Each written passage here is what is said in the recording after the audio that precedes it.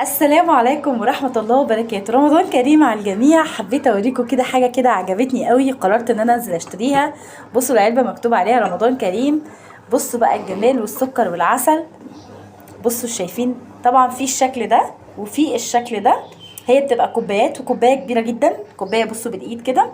في رمضان كريم وفي الشكل التاني اللي هو بيبقى مكتوب عليه الجامع او مرسوم عليه الجامع. بس انا بصراحه قررت ان انا اجيب اللي هو الشكل التالت ده، بيبقى موجود عليه بوجي. تعالوا كده نفتح كده مع بعض ونقول بسم الله الرحمن الرحيم. عسل خالص خالص خالص، فيها 2. العلبه بتبقى عباره عن 2. واو، بصوا بقى الجمال والسكر. بصوا مكتوب فيها ايه، مكتوب فيها بوجي وطمطم. اوكي، ادي كده بوجي وادي كده طمطم. لا بجد فعلا والله العظيم حاجة تجنن. كل سنة وانتم طيبين. ونطلع التانية نحطها.